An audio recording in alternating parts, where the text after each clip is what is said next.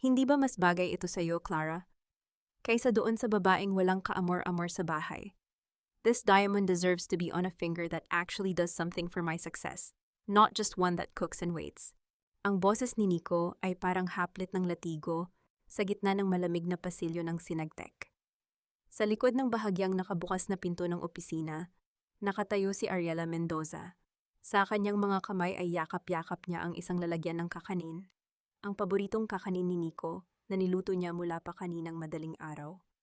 Pagod ang kanyang mga mata, may bahid pa ng harina ang gilid ng kanyang damit, ngunit ang lahat ng pagod na iyon ay tila naglaho at napalitan ng isang nakakamanhid na ginaw.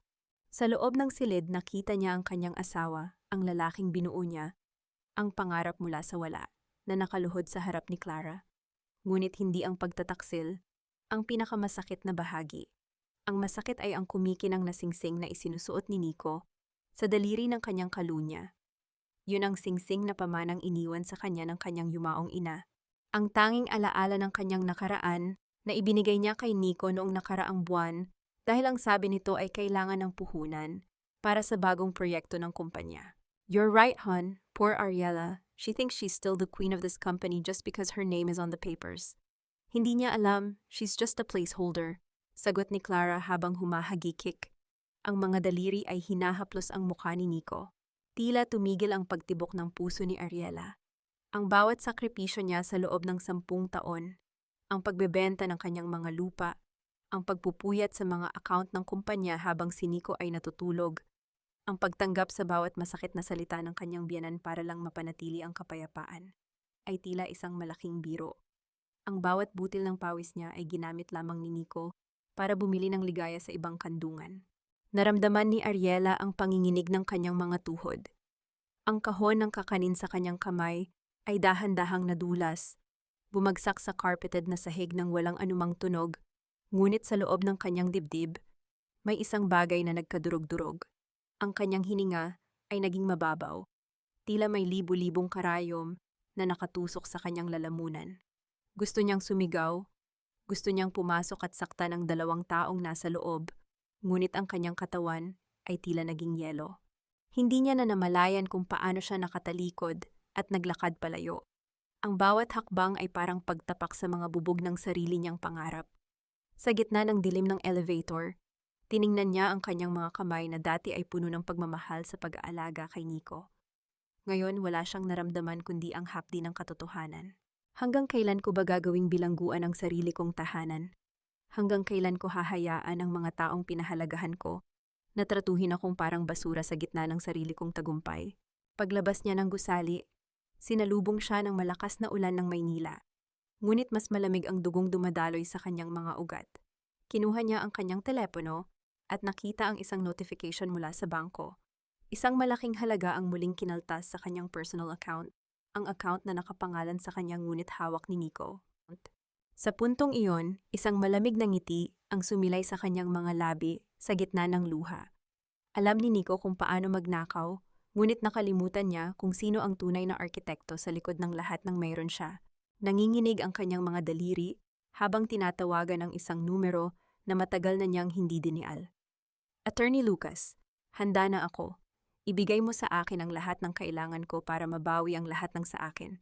Handa na akong sunugin ang bahay na itinayo ko sa kasinungalingan. Hindi pa siya nakakalayo nang tumunog ang kanyang telepono. Isang text message mula kay Nico. Ariela, don't wait for me for dinner. I have a long board meeting. Just sign the documents on my desk tomorrow. It's for the new investors. Don't be a headache, okay? Nanlabo ang paningin ni Ariela sa huling pangungusap. Don't be a headache. Matapos siyang gawing tuntungan patungo sa itaas, siya pa ngayon ang sakit ng ulo. Humigpit ang kapit niya sa manibela ng kanyang sasakyan. Hindi na siya ang babaeng mananahimik at iiyak sa sulok. Sa salamin ng kotse, nakita niya ang isang Ariela na hindi na niya kilala. Isang babaeng may pusong sugatan, ngunit may mga matang handang lumaban. At habang umaarangkada ang sasakyan palayo sa gusaling itinayo ng kanyang luha, isang tanong ang nananatiling nakasabit sa hangin. Kung ang pagmamahal ang bumuo sa kumpanyang ito, ano kaya ang kayang gawin ng isang galit na binaliwala? Ano pa ba ang hinihintay mo, Ariela? Mahiya ka naman sa sarili mo. 10 taon na, pero hanggang ngayon, Wala ka pa ring naibibigay na tagapagmana kay Nico. Isang baul na ginto ang kinuha namin sa'yo, pero kahit isang bata, hindi mo man lang magawa? Ang tinig ni Doña Teresa ay parang talim ng kutsilyo na humihiwa sa katahimikan ng malawak na hapagkainan. Nakaupo si Ariela sa dulo, ang kanyang mga kamay ay mahigpit na nakakapit sa gilid ng mesa. Sa harap niya ay ang paboritong adobo ng kanyang biyenan na siya mismo ang nagluto, ngunit ang bango nito ay tila naging amoy ng nabubulok na pangarap sa kanyang ilong. "Mama, please, don't be too harsh on her," sabi ni Nico, ngunit ang kanyang boses ay walang bakas ng pagtatanggol. Sa halip may halong pagkabagot ito habang tinitingnan ng kanyang asawa. "Ariela knows she's failed in that department. Kaya nga we're here to talk about the future, right?" Lumingon si Ariela kay Nico. Ito ang lalaking ipinaglaban niya sa kanyang mga magulang. Ito ang lalaking pinagkatiwalaan niya ng kanyang buhay at yaman. Ngayon, sa harap ng kanyang ina, hinahayaan niyang yurakan ang dangal ni Ariela bilang babae. Ang sakit na naramdaman niya sa opisina kanina ay muling nag-alab, ngunit sa pagkakataong ito, hindi ito luha. Ito ay isang malamig at matigas na bato na namuo sa kanyang dibdib. "Ang sabihin mo, Teresa, baka masyado lang talagang tuyo ang swerte ng babaeng iyan," dugtong pa ng ate ni Nico na si Gina, habang maingay na hinihigop ang sabaw. "Kung hindi dahil sa pera ng nanay mo, Ariela, sa tingin mo ba tatagal si Nico sa'yo? You're just a lucky girl who happened to have an inheritance." Sa gitna ng kanilang panlalait, bumukas ang pinto ng dining room. Pumasok si Clara, nakasuot ng isang hapit na pulang damit, na tila sinasadya niyang ipangalandakan ang kanyang presensya. Dire-diretso siyang lumapit kay Nico at humalik sa pisngi nito sa harap mismo ni Ariela. "Oh, am I late for the family drama?" sabi ni Clara habang tumatawa, ang mga mata ay nanunuya kay Ariela. "Don't mind me. I'm just here to bring the final version of the settlement papers." Inilapag ni Nico ang isang makapal na folder sa ibabaw ng mesa, tinulak ito patungo sa direksyon ni Ariela. Ang bawat pahina ay tila isang hatol ng kamatayan sa kanilang pagsasama. "Pirmahan mo na ito, Ariela," utos ni Nico, ang kanyang mga mata ay wala ng kahit katiting na init. "You get the house in Cavite. That's more than enough for someone who did nothing for Sinagtec. Clara and I need to move forward. We're expecting a child, and I won't let my heir grow up in the shadow of a failed marriage." Ang mundo ni Ariela ay tila tumigil sa pag-ikot. Isang anak. Ang bagay na ipinagkait sa kanya ng tadhana ay ibinigay nito sa babaeng sumira sa kanyang buhay. Naramdaman niya ang panginginig ng kanyang mga labi. Ngunit imbes na humikbi, dahan-dahan siyang tumayo. Ang tunog ng kanyang upuan na kumiskis sa sahig ay tila isang babala. Maayos niyang inilagay ang kanyang table napkin sa tabi ng kanyang plato. Ang kanyang pagkilos ay dahan-dahan, puno ng isang uri ng dignidad na hindi nila kayang nakawin. "Ariela, ano pang tinititig-titig mo dyan? Sign it and leave," sigaw ni Doña Teresa. Ang kanyang mukha ay namumula sa galit. Tiningnan ni Ariela ang bawat isa sa kanila. Si Teresa na sakim, si Gina na mapanira, si Clara na tridor, at si Nico. Ang lalaking pumatay sa kanyang puso. Isang tipid na ngiti ang sumilay sa kanyang mga labi, isang ngiting hindi nila inaasahan. "Alam nyo, sa loob ng 10 taon, nakalimutan ko kung sino talaga ako," simula ni Ariela. Ang kanyang boses ay mahinahon, ngunit may awtoridad na nagpatahimik sa buong silid. "Nakalimutan kong ang kumpanyang ipinagmamalaki nyo ay nakatayo sa lupang pag-aari ng aking ina. Nakalimutan kong ang bawat sentimong ginastos nyo sa luho ay galing sa pawis ko." Kinuha niya ang folder, ngunit imbes na pirmahan, tiningnan niya lang ito nang may pagkasuklam. "Inisip niyo ba talaga na ganun ako katanga? Nico, akala mo ba ang pag-ibig ko ay isang blankong tseke na pwede mong sulatan hanggang kailan mo gusto?" Humakbang siya palapit kay Nico. Ang kanyang mga mata ay tila nagbabaga. "Ang sabi mo, wala akong ginawa para sa Sinagtec? Well, let's see how Sinagtec survives without its real owner." "Anong sinasabi mo?" tanong ni Nico, ang kaba ay nagsisimulang gumapang sa kanyang boses. Dahan-dahang inabot ni Ariela ang kanyang bag at kumuha ng isang dokumento. Hindi ito ang settlement paper. Ito ay isang notice of ownership audit. "You want a divorce, Nico? I'll give you one," bulong ni Ariela. Ang bawat salita ay parang sumpa. "But you won't get a single centavo. At ang singsing na suot ng babaeng iyan, I'll make sure her finger rots before she can call it hers." Bumagsak ang katahimikan sa silid na kasing bigat ng tingga.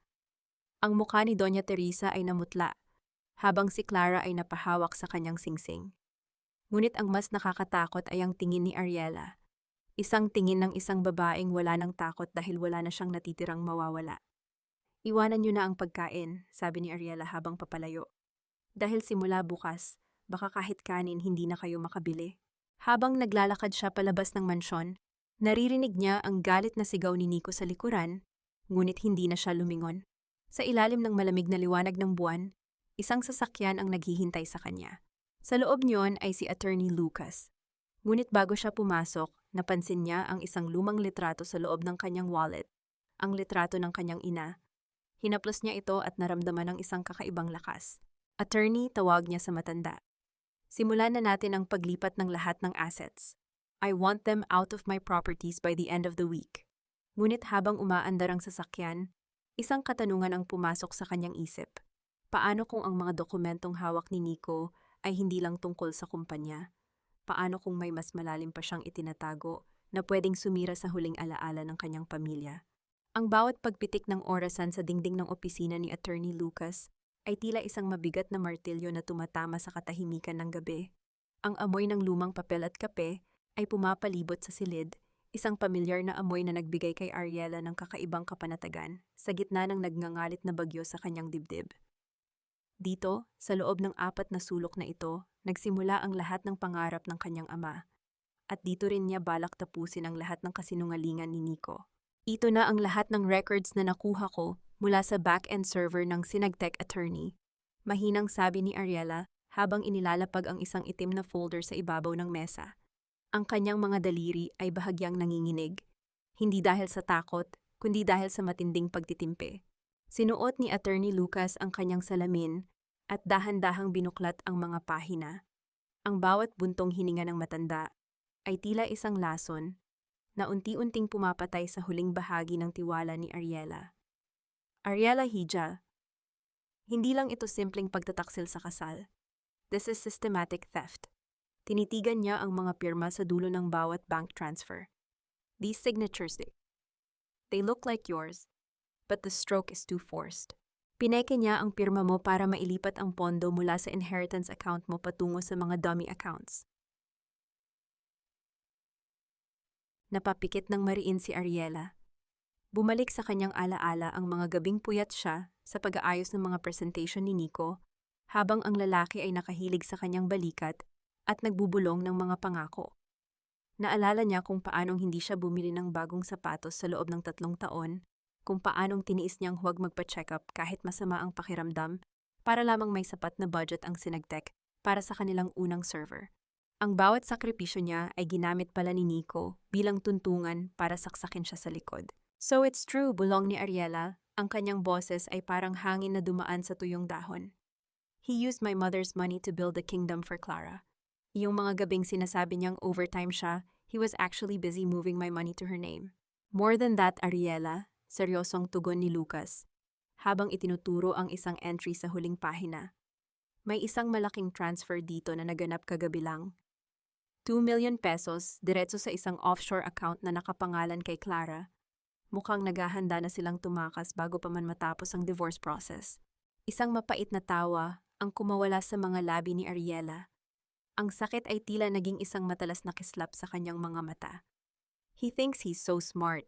Akala niya, dahil nakuha niya ang puso ko, nakuha na rin niya ang utak ko. He forgot that I was the one who coded the financial security system of that company.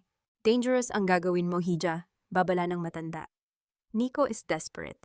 Kapag nalaman niyang hawak natin ang mga ebidensyang ito, gagawa at gagawa siya ng paraan para patahimikin ka. He has connections at alam nating lahat kung gaano katuso ang pamilya niya. Tumayo si Ariela at lumapit sa bintana ng opisina. Mula rito, tanaw niya ang malayo at kumukutitap na ilaw ng Maynila. Ang kanyang refleksyon sa salamin ay hindi na ang babaeng madaling paiyakin ng mga mabulaklak na salita. Ang kanyang tindig ay tuwid, ang kanyang panga ay matigas. Let him try, attorney. Hinayaan ko siyang manakaw ang 10 taon ng buhay ko. Pero hindi ko hahayaang manakaw niya ang kinabukasan ko, sabi ni Ariela ng may pinalidad. Gusto kong i-freeze ang lahat ng accounts ng Synagtech. Ngayon din. Pero Ariela, kapag ginawa natin iyon, babagsak ang kumpanya. Mawawalan ng trabaho ang mga tao at madadamay ang pangalan mo. Mabilis na kontra ni Lucas. Humarap si Ariela sa kanya, ang kanyang mukha ay tila isang estatwa ng marmol. Maganda ngunit malamig. Kailangang mawasak ang lahat bago makapagtayo ng bago, attorney. I'll buy it back from the ashes. Pero bago iyon, gusto kong makita silang gapos ng sarili nilang kasakiman. Inabot ni Ariela ang isang lumang panulat sa ibabaw ng mesa. Ang panulat na ibinigay sa kanya ng kanyang ama noong nagtapos siya ng kolehiyo. Mahigpit niya itong hinawakan hanggang sa bumakat ang mga ugat sa kanyang kamay. Handa ka na ba, Ariela? Tanong ni Lucas sa huling pagkakataon. Handa ka na bang makitang bumagsak sa putikan ang lalaking minahal mo ng higit sa sarili mo? Kapag sinimulan natin ito, wala na itong balikan. Tumingin si Ariela sa kawalan, ang kanyang puso ay tila isang saradong aklat. Hindi ko na siya mahal, attorney. Ang taong minahal ko ay namatay na noong gabing ibinigay niya ang singsing ng nanay ko sa ibang babae. Ang kaharap niyo ngayon ay ang may-ari ng lahat ng kinuha niya. Ngunit bago pa makasagot ang abogado, biglang tumunog ang telepono ni Ariela. Isang unknown number. Nang sagutin niya ito, walang nagsalita, tanging tunog lamang ng mabigat na paghinga at isang mahinang kalantog ng kung anong metal sa kabilang linya ang narinig. Sino ito? Tanong ni Ariela, ang kanyang boses ay puno ng babala. Isang pamilyar na boses ng isang babae, ang narinig niya sa kabilang linya, hindi si Clara, kundi isang boses mula sa kanyang nakaraan na matagal na niyang ibinaon sa limot. Ariela, huwag kang magtitiwala kay Lucas. May alam siya na hindi mo alam. Namutla si Ariela at mabilis na tumingin kay Attorney Lucas. Nakasalukuyang nakatalikod at abala sa pag-aayos ng mga papeles. Hindi ka ba napapagod na maging talunan, Ariela? Kahit itong bahay na tinitirhan mo, parang ikaw na rin. Unti-unting dinudurog ng anay mula sa loob. It's so sad to watch you cling to a past that already belongs to me. Ang tinig ni Clara ay puno ng tamis na may halong lason habang naglalakad siya sa loob ng sala ni Ariela. Hawak niya ang isang pulang sobre na may tatak ng ginto, isang imbitasyon sa kasal na tila isang huling hudyat ng digmaan. Inilapag niya ito sa ibabaw ng mesa, sa tapat mismo ng isang lumang litrato ng pamilya ni Ariela. Dahan-dahang itinaas ni Ariela ang kanyang tingin mula sa tasa ng tsaa na kanyang iniingatan. Ang bawat daliri niya ay nakakapit sa porselana. Ang init niyon ay nanunuot sa kanyang balat, ngunit ang kanyang puso ay nananatiling kasing lamig ng yelo. Pinagmasdan niya ang imbitasyon. Ang pangalan ni Nico at Clara ay nakasulat sa magarbong paraan, tila ipinagmamalaki ang kanilang pagkapanalo sa gitna ng kanyang pagdurusa. Maganda, hindi ba? Nico chose the scent of the paper himself. It smells like success, something you obviously lost a long time ago. Dagdag pa ni Clara habang hinahaplos ang kanyang buhok. Ang kanyang mga mata ay nagniningning sa tuwa, habang tinitingnan ang maputlang mukha ni Ariela. Hindi sumigaw si Ariela. Hindi rin siya tumayo para saktan ang babaeng nasa harap niya. Sa halip, naramdaman niya ang isang pamilyar na sikip sa kanyang dibdib, ang pakiramdam na tila may isang malaking kamay na sumasakal sa kanyang lalamunan, pinipigilan ang bawat hibla ng kanyang hininga. Ang bawat salita ni Clara ay parang isang maliit na hiwa sa kanyang balat. Hindi nakakamatay sa isang iglap, ngunit unti-unting nagpapadugo sa kanyang pagkatao. Bakit ka narito, Clara? Para lang ba ipakita sa akin ang basurang ito? Sa wakas ay sabi ni Ariela, ang kanyang boses ay mahinahon, ngunit bawat pantig ay may bigat ng 1,000 hinanakit. Bago pa makasagot si Clara, bumukas ang pinto at pumasok si Nico. Ang kanyang tindig ay puno ng kayabangan, ang kanyang mga mata ay hindi man lang nagpakita ng kahit katiting na pagsisisi nang makita ang asawang matagal niyang niloko. Lumapit siya kay Clara at inakbayan ito sa harap ni Ariela, isang kilos na tila sinasadyang idiin ang kutsilyo sa sugat ng huli. Don't be so bitter, Ariela. We're just being polite. Ayaw naman naming isipin ng mga tao na kinakalimutan ka namin, sabi ni Nico. Ang kanyang boses ay puno ng gaslighting na tila ba si Ariela pa ang may kasalanan sa lahat. Just sign the remaining papers for the Sinagtech board. Stop being a headache. Itigil mo na ang pagpapanggap na biktima ka dahil sa totoo lang, ikaw ang nagtulak sa akin sa piling ni Clara dahil sa pagiging boring at masyadong kontrolado mo. Naramdaman ni Ariela ang panginginig ng kanyang mga kamay.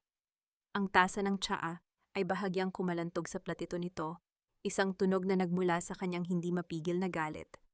Ang mga salita ni Nico ay mas masakit pa kaysa sa pagtataksil mismo.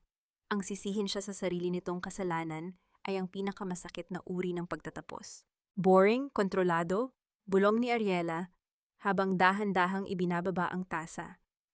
Tumingin siya kay Nico, pilit na hinahanap ang lalaking minahal niya noon, ngunit wala siyang nakita kundi isang estranghero na may pusong bato. Ang tawag doon ay katapatan, Nico. Ang tawag doon ay sakripisyo. Pero paano mo nga ba maiintindihan ang mga salitang iyon kung ang buong pagkatao mo ay nakatayo sa pundasyon ng kasinungalingan? Enough with the drama, sigaw ni Nico. Ang kanyang mukha ay biglang nagdilim. Sign the papers or I'll make sure you end up with nothing. Pati itong bahay na ito, kukunin ko sa'yo. Remember, Attorney Lucas is on my side now. Wala ka ng kakampi. Doon natigilan si Ariela. Ang boses mula sa misteryosong tawag kanina ay muling umalingaw-ngaw sa kanyang isipan. Huwag kang magtitiwala kay Lucas. Ang malamig na kilabot ay gumapang sa kanyang likuran. Kung totoo ang sinasabi ni Nico, kung si Lucas nga ay nagtataksil din sa kanya, sino pa ang matitira sa kanyang tabi? Tumayo si Ariela ng tuwid.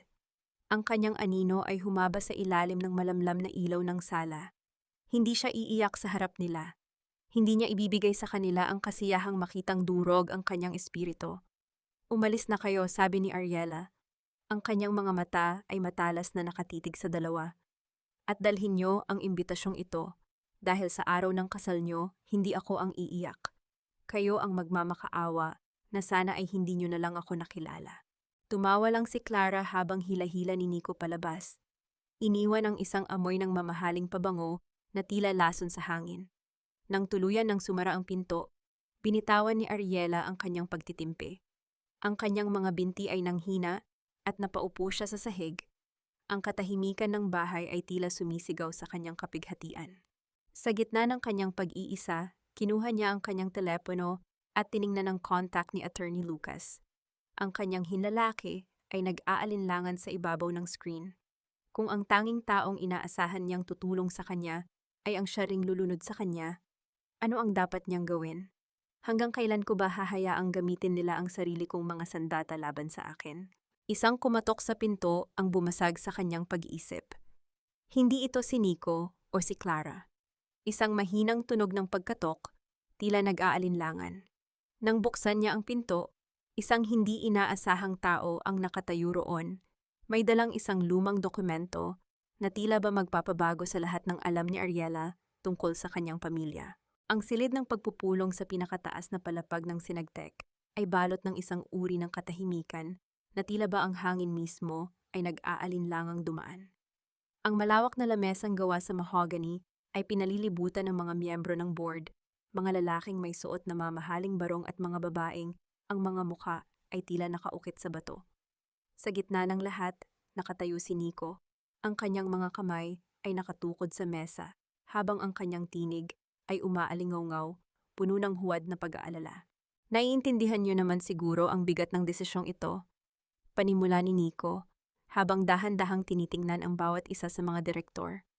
Ariela has been my strength for years, but lately, she hasn't been herself. The emotional stress of her family issues has affected her judgment. This transfer of the remaining 17% of her shares to Synagtech's reserve is not an act of greed. It's an act of protection. Para hindi na siya ma-stress sa mga operasyon na hindi niya na rin naman naiintindihan. Sa tabi ni Nico, nakaupo si Clara, ang kanyang mga daliri ay dahan-dahang nilalaro ang dulo ng kanyang ballpen. Ang bawat pag-ikot niyon sa kanyang mga daliri ay tila isang pagbibilang ng mga sandali bago ang kanyang ganap na tagumpay. May isang mapanuyang ngiti sa kanyang mga labi habang nakatingin sa bakanting upuan sa kabilang dulo ng mesa, ang upuan ni Ariela. I agree with Mr. Mendoza, singit ni Clara. Ang kanyang boses ay tila isang malambot na seda na may nakatagong patalim. Board members, kailangan natin ng stability. We can't have a shareholder who is, let's say, emotionally volatile.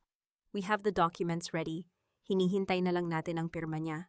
Eksaktong sa pagtatapos ng pangungusap ni Clara, ang malaking pinto ng boardroom ay dahan-dahang bumukas. Ang tunog ng mga takong na tumatama sa makintab na sahig ay tila isang ritmo ng isang nagbabadyang bagyo. Hindi ang mabuhay at luhang Ariela ang pumasok. Sa halip, isang babaeng nakasuot ng isang madilim na asul na suit. Ang buhok ay maayos na nakapusod. at ang mga mata ay may talim na mas matalas pa sa anumang piraso ng ebidensya ang tumayo sa pintuan. Napatigil si Nico, ang kanyang mga kamay na nakatukod sa mesa ay bahagyang nanginig, isang mabilis na pagbabago sa kanyang ekspresyon mula sa pagiging mapagmalasakit patungo sa pagkagulat. Am I late for my own execution? Ang boses ni Ariela ay malamig, walang emotion at tila galing sa isang kailaliman na hindi pa nararating ni Nico. Hindi siya tumingin kay Clara. Dire-diretso siyang naglakad patungo sa kanyang upuan. Ang bawat hakbang ay puno ng isang uri ng awtoridad na tila ba ang bawat hibla ng kanyang pagkatao ay muling nabuo sa loob ng isang gabi. Pag-upo niya, dahan-dahan niyang inayos ang kwelyo ng kanyang suit, isang simpleng galaw na nagpatahimik sa buong silid. Ariela, good to see you're here. Akala namin ay hindi ka na darating, sabi ni Nico, pilit na ibinabalik ang kanyang mapanlinlang na tono. We were just discussing how we can help you transition out of the company smoothly. Just sign these papers and you can finally have the peace you deserve. Inilapit ni Clara ang mga dokumento kay Ariela, ang kanyang mga mata ay nanunuya. Go on, Ariela. It's for the best, para naman hindi ka na magmukhang kaawa-awa sa harap ng board. Tiningnan ni Ariela ang mga papel. Isang mapait na ngiti ang sumilay sa kanyang mga labi, isang ngiting hindi nakarating sa kanyang mga mata.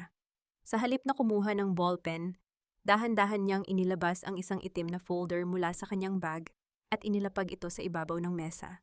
Ang tunog ng folder na tumama sa mahogany ay tila isang pagsasara ng isang kabanata. Actually, Nico, Clara, mayroon din akong dalang mga dokumento. Simula ni Ariela, ang kanyang boses ay mahinahon, ngunit bawat salita ay tumatagos sa katahimikan. Ngunit hindi ito tungkol sa pagbebenta ng aking mga shares. Ito ay tungkol sa katotohanan sa likod ng bawat sentimong pumasok at lumabas sa kumpanyang ito sa loob ng nakaraang 6 na buwan. Dahan-dahang binuksan ni Ariela ang folder at iniharap ang unang pahina kay Mr. Torres, ang Chief Financial Officer na nakaupo sa tabi ni Nico. Sa isang sulyap pa lamang, ang mukha ni Mr. Torres ay biglang nawalan ng kulay. Ang kanyang mga mata ay nanlaki at ang kanyang hininga ay naging mababaw habang binabasa ang mga numero at mga pangalang nakasulat doon. Ano ito, Ariela? Stop wasting the board's time with your nonsense. Sigaw ni Nico, ang kanyang boses ay nagsisimulang pumiyok sa takot. Board members, pakitingnan ang pahina 7. Utos ni Ariela, hindi pinapansin ang pagsigaw ni Nico. Doon niyo makikita ang mga transaksyon patungo sa isang kumpanyang tinatawag na Clara's Vision Consultancies. Isang kumpanyang walang opisina, walang empleyado, ngunit nakatanggap ng mahigit 80 milyong piso mula sa Sinagtech Reserve sa loob lamang ng isang quarter. Ang bulungan sa loob ng silid ay biglang sumabog. Ang mga miyembro ng board ay nagsimulang mag-agawan sa mga kopya ng dokumento. Ang mukha ni Clara ay tila naging abo. Ang kanyang mga kamay ay mahigpit na nakakapit sa braso ng kanyang upuan. Lumingon si Ariela kay Nico.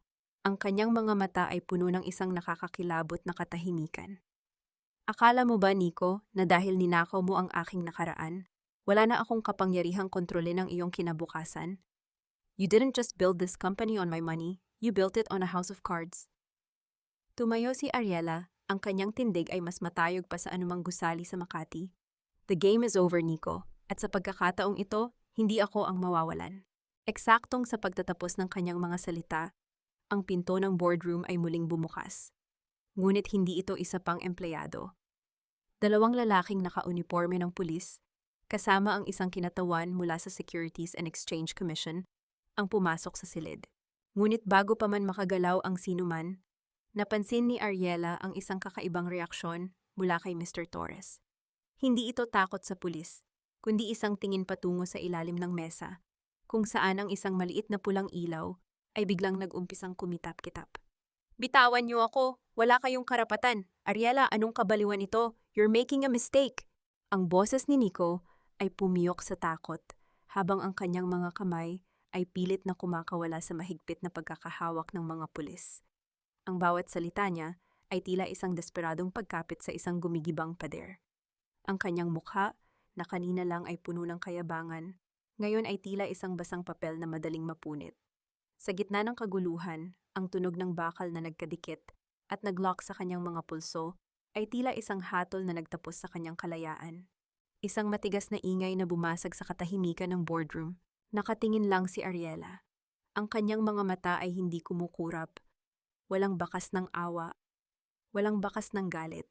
Sa loob ng kanyang dibdib, naramdaman niya ang isang kakaibang bigat. Isang uri ng pagkapagod na nagmumula sa 10 taon ng pagtitiis. Ang kanyang puso ay tumitibok ng mabagal.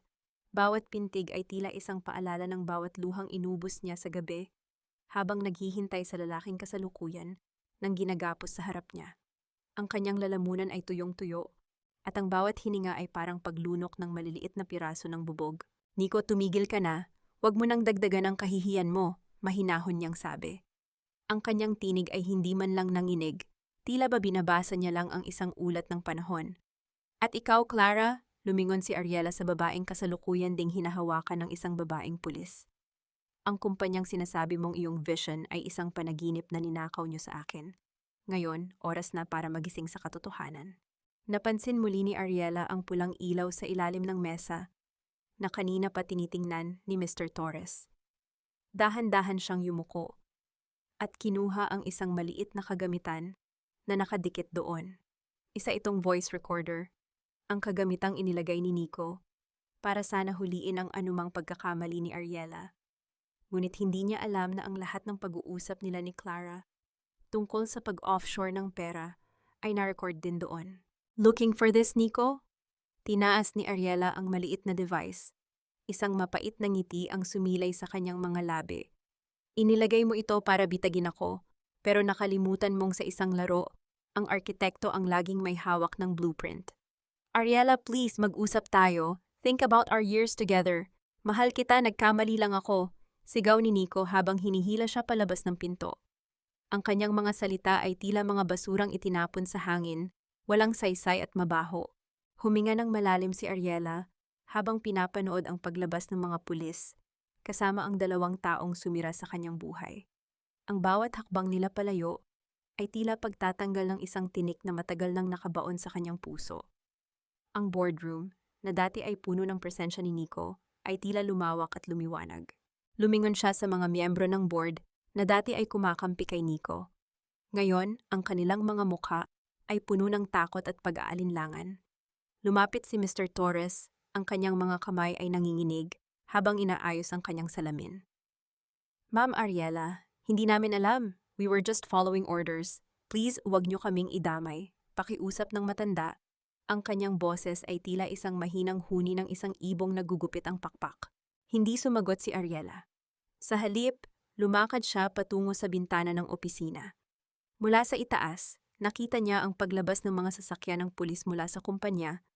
Ang kanilang mga asul at pulang ilaw ay nagbibigay ng kakaibang kulay sa kalsada. Doon, sa gitna ng tagumpay na ito, naramdaman niya ang isang patak ng luha na gumulong sa kanyang pisngi. Hindi ito luha ng lungkot, kundi luha ng isang paglaya na binayaran niya ng buong pagkatao. Kinuha niya ang kanyang telepono at tiningnan ang wallpaper niyon. Isang lumang litrato nila ni Nico noong nagsisimula pa lang sila. Ang mga ngiti nila doon ay tila galing sa ibang mundo, isang mundong hindi pa nadudumihan ng kasakiman. Gamit ang kanyang hinlalaki, dahan-dahan niyang pinindot ang delete sa bawat litrato at mensahe na may kinalaman sa lalaki. "Tapos na, mama, nabawi ko na ang sa atin," bulong niya sa hangin.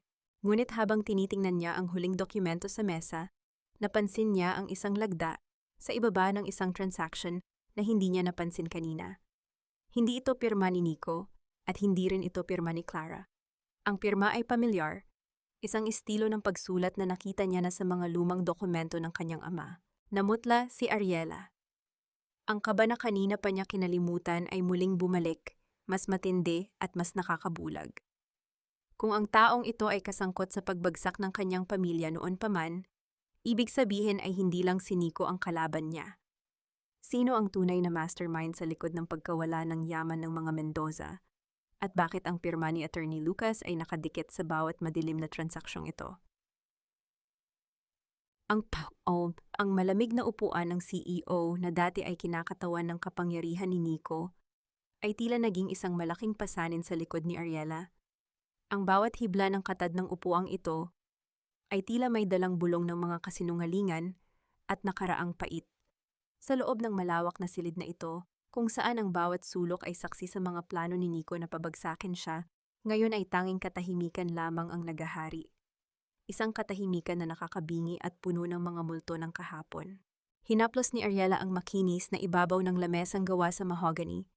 Ang lamig niyon ay nanuot sa kanyang balat, isang paalala na siya na ngayon ang may hawak ng timon. Ngunit sa gitna ng kanyang tagumpay, ang natuklasan niyang pirma ni Attorney Lucas sa mga dokumento ay tila isang bagong sugat na hindi pa man naggagamot ay muling binubuksan.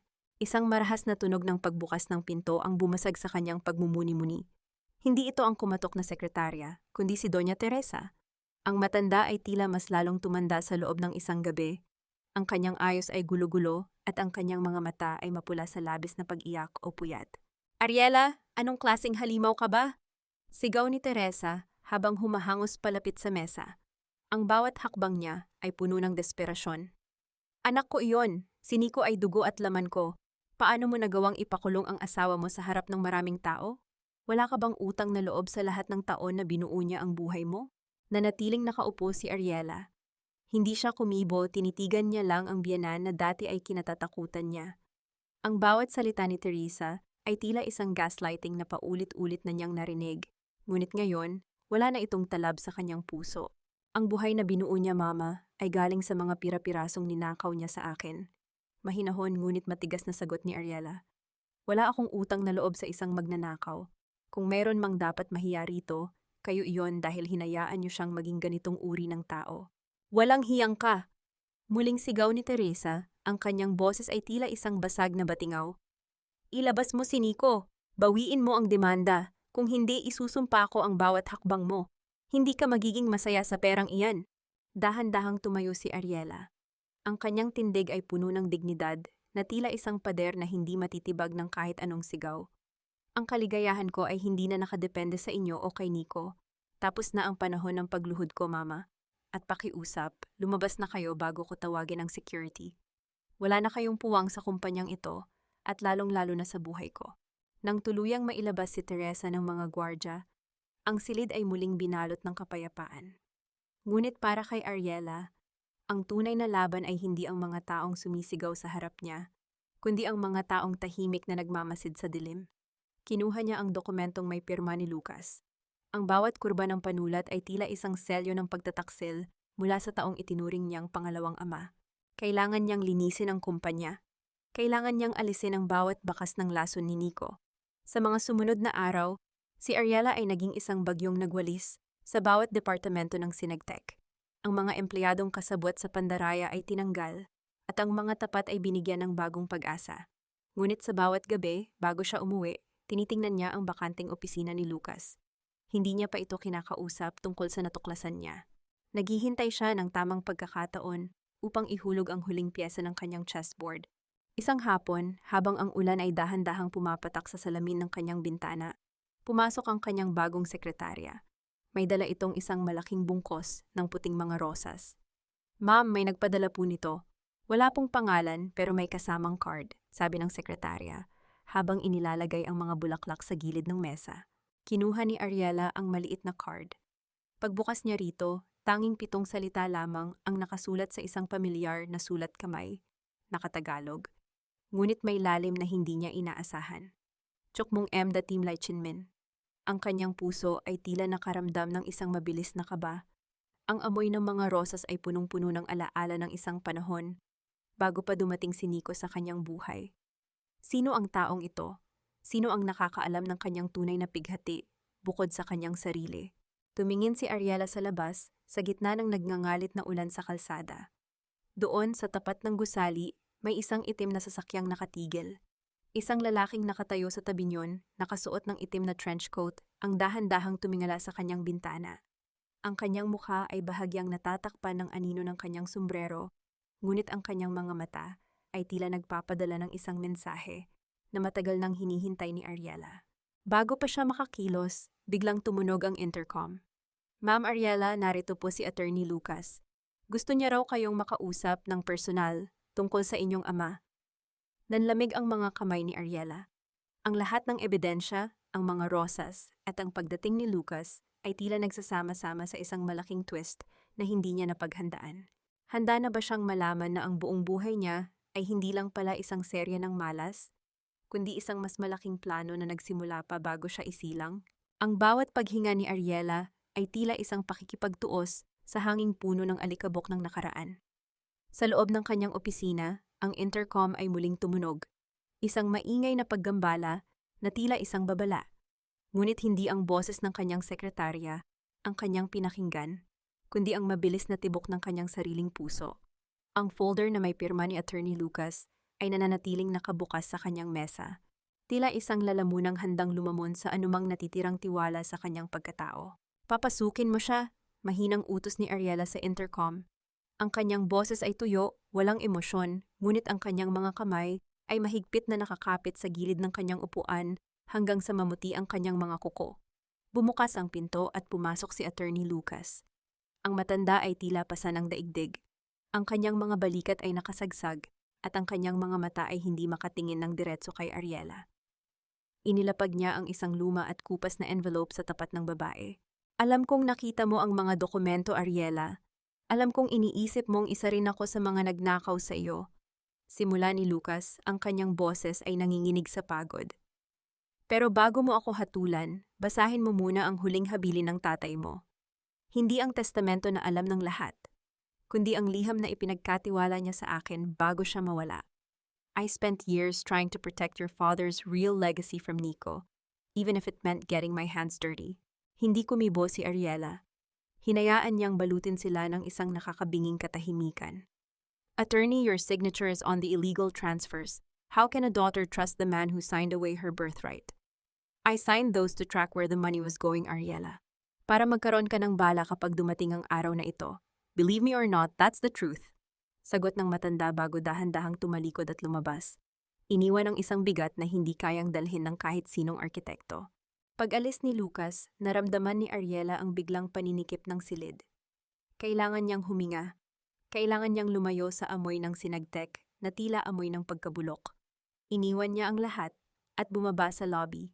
Doon, sa tapat ng gusali, sa ilalim ng unti-unting tumitilang ulan, nakatayo pa rin ang lalaking naka-trench coat.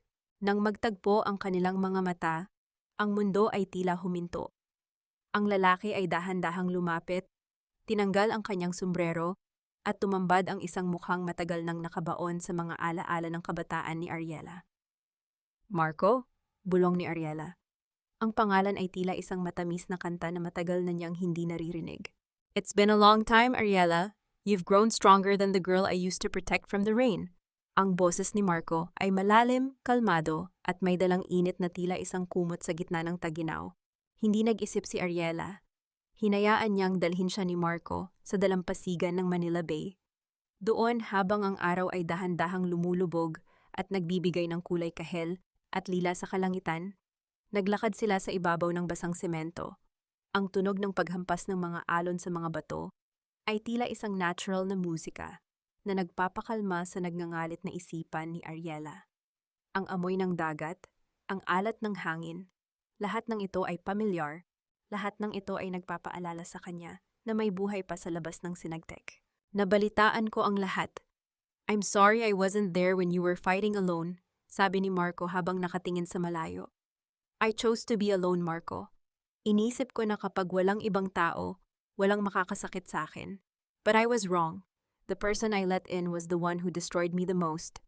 Sagot ni Ariela, ang kanyang mga mata ay nagsisimulang mangilid ng luha na matagal na niyang pinipigilan. The scars are deep, Ariela. Alam ko. Pero hindi lahat ng lumalapit sa'yo ay may dalang patalim. Some people just want to help you carry the weight, Marco said softly. Naramdaman ni Ariela ang isang malamig na simoy ng hangin. Bago pa siya makaramdam ng ginaw, naramdaman niya ang isang mabigat at mainit na tela na dumampi sa kanyang mga balikat. Hinubad ni Marco ang kanyang sariling sweater at maingat na ipinatong ito sa kanya. Ang bawat kilos ng lalaki ay puno ng pag-iingat. Tila ba si Ariela ay isang mamahaling porselana na maaring mabasag sa isang maling galaw. Doon, sa ilalim ng sweater ni Marco, naramdaman ni Ariela ang unang tibok ng pag-asa matapos ang maraming taon. Hindi ito ang mabilis at nakakalunod na emotion na ibinigay ni Nico. Ito ay isang mabagal, banayad, at ligtas na pakiramdam. Ang bawat hibla ng sweater ay tila may dalang mensahe na hindi siya kailangang maging malakas sa lahat ng pagkakataon. I'm scared, Marco, scared to trust again. Bulong ni Ariela. Ang kanyang boses ay tila isang munting huni sa gitna ng malawak na dagat. Then don't trust the world yet. Just trust this moment. Trust the waves. They always come back to the shore no matter how far they go. Sagot ni Marco, habang dahan-dahang hinahawakan ang dulo ng daliri ni Ariela. Ang hawak niyon ay magaan, walang pilit, parang isang pangakong hindi kailangang bigkasin. Nang makauwi si Ariela sa kanyang mansyon ng gabing iyon, sinalubong siya ng isang mail sa kanyang pintuan. Isang puting sobre na may selyo ng Bureau of Corrections, mula kay Nico. Pumasok siya sa loob, nagtimpla ng tsaa, at umupo sa harap ng kanyang fireplace. Ang apoy ay dahan-dahang sumasayaw, nagbibigay ng liwanag sa madilim na sala. Tinitigan niya ang sulat. Alam niyang puno iyon ng mga kasinungalingan, ng mga pagmamakaawa, at ng mga huwad na pangako ng pagbabago. Naramdaman niya ang panginginig ng kanyang mga kamay. Ngunit sa pagkakataong ito, hindi ito dahil sa takot o galit. Ito ay dahil sa kapangyarihan. Dahan-dahan niyang inilapit ang sobre sa naglalagablab na apoy. Hindi niya ito binuksan. Hindi niya binasa ang kahit isang salita. Pinanood niya kung paano dahan-dahang kinakain ng apoy ang papel. Ang puting sobre ay naging itim. Ang mga gilid ay kumulubot at naging abo. Ang amoy ng nasusunog na papel ay humalo sa amoy ng tsaa. Isang kakaibang insenso ng paglaya. You don't exist in my story anymore, Nico. Bulong ni Ariela habang ang huling bahagi ng sulat ay nagiging abo at nililipad ng hangin sa loob ng fireplace. Nang mamatay ang huling kislap ng apoy, naiwan ang katahimikan. Ngunit hindi na ito ang nakakatakot na katahimikan ng isang biktima. Ito ang katahimikan ng isang babaeng handa nang isulat ang kanyang sariling kabanata. Ngunit sa gitna ng kanyang paghinga, naalala niya ang liham na iniwan ni Attorney Lucas. Kinuha niya ang kupas na envelope at binuksan ito. Sa loob, hindi lang isang liham ang naroon. May isang maliit na susi na may nakaukit na logo ng isang bangko na matagal na ring nagsara. Anong huling regalo ang iniwan ng kanyang ama? At bakit tila may kinalaman ito sa pamilya ni Marco? Sa likod ng entablado, nakatayo si Ariela sa harap ng isang malaking salamin. Hindi na ang babaeng may nangangatog na mga kamay ang nakikita niya. Ang suot niyang puting gown ay tila isang baluti ng kadalisayan at lakas. Hinaplos niya ang kanyang leeg, kung saan nakasabit ang isang bagong pendant. Ang susing nakuha niya mula sa deposit box ng kanyang ama na ngayon ay ginawa niyang simbolo ng kanyang kalayaan. Ang susing iyon ay hindi lang nagbukas ng yaman. Nagbukas ito ng isang sulat mula sa kanyang ama na nagsasabing, Ariela, ang tunay na yaman ay hindi ang kumpanyang itatayo mo, kundi ang bilang ng mga pusong bibigyan mo ng pag-asa. You look breathtaking, Ariela, and I don't just mean the dress. Ang mahinahong boses ni Marco ay narinig niya mula sa pintuan. Lumingon si Ariela at ngumiti, isang tunay na ngiti na umabot hanggang sa kanyang mga mata. Salamat, Marco, kinakabahan ako. This is different from a board meeting. Dito ang nakataya ay hindi shares ng kumpanya, kundi ang buhay ng mga babaeng tulad ko. Lumapit si Marco at dahan-dahang hinawakan ang kanyang mga kamay. Ang init niyon ay tila isang pamilyar na tahanan. You were born for this. Ginamit mo ang iyong sugat para maging lunas sa iba. That's the most beautiful thing anyone can do. Ready? Tanong ni Marco. Ready, sagot ni Ariela nang may pinalidad. Nang humakbang si Ariela palabas sa entablado, ang tunog ng masigabong palakpakan ay dahan-dahang napuno ang malaking bulwagan. Ang mga flash ng camera ay tila mga bituin na sumasayaw sa kanyang paligid. Ngunit nang tumayo siya sa harap ng mikropono, tumahimik ang lahat. Nakita niya sa unang row ang mga kababaihang iniligtas niya mula sa iba't ibang mapang-aping sitwasyon. Mga inang muling nakasama ang kanilang mga anak, mga asawang nakatakas sa karahasan. Magandang gabi sa inyong lahat, simula ni Ariela. Ang kanyang boses ay malinaw at puno ng damdamin. Matagal akong nanahimik. Matagal kong inisip na ang pagtitiis ay isang uri ng pagmamahal.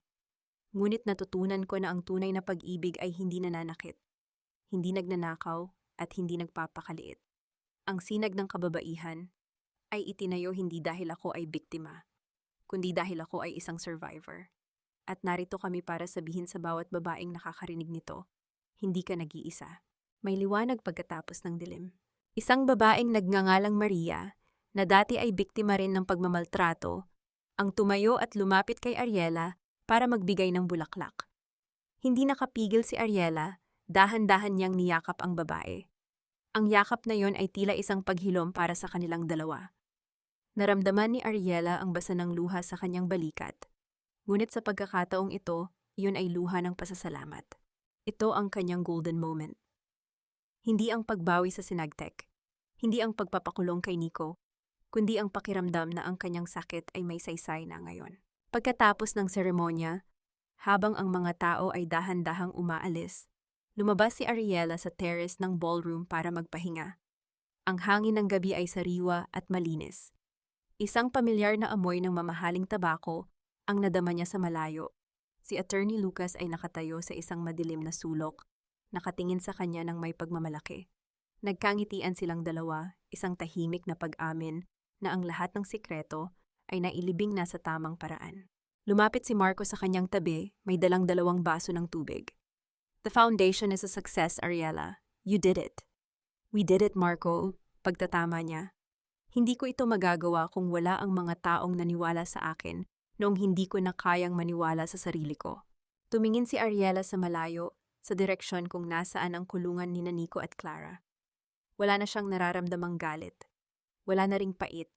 Ang tanging natitira ay ang kapayapaan, na tila isang banayad na agos ng ilog. Ang hustisya ay nakamit na, hindi lang sa batas, kundi sa kanyang sariling kaluluwa. Marco, tawag ni Ariela habang nakatingin sa mga bituin. Sabi mo noon, ang mga alon ay laging bumabalik sa dalampasigan. Oo! Sagot ni Marco, habang dahan-dahang inilalagay ang kanyang braso sa likuran ni Ariela para alalayan siya. At ang dalampasigan ay laging naghihintay. I think I'm home now, bulong ni Ariela. Dahan-dahang isinandal ni Ariela ang kanyang ulo sa balikat ni Marco. Ang katahimikan sa pagitan nila ay hindi nakakailang. Ito ay puno ng mga pangakong hindi na kailangan pang bigkasin. Ang pag-ibig na nararamdaman niya ngayon ay hindi isang bagyong sumisira, kundi isang sikat ng araw na dahan-dahang nagpapatuyo sa basang lupa pagkatapos ng ulan. Sa huling pagkakataon, hinaplos ni Ariela ang kanyang puso. Ang pintig nito ay maayos, malakas, at puno ng buhay. Ang kwento ng kanyang pagdurusa ay natapos na, at ngayon, ang kwento ng kanyang tunay na buhay ay nagsisimula pa lamang. Sa gitna ng Manila, sa ilalim ng gabing puno ng liwanag, ang dating voter on paper ay naging arkitekto na ng sarili niyang kaligayahan.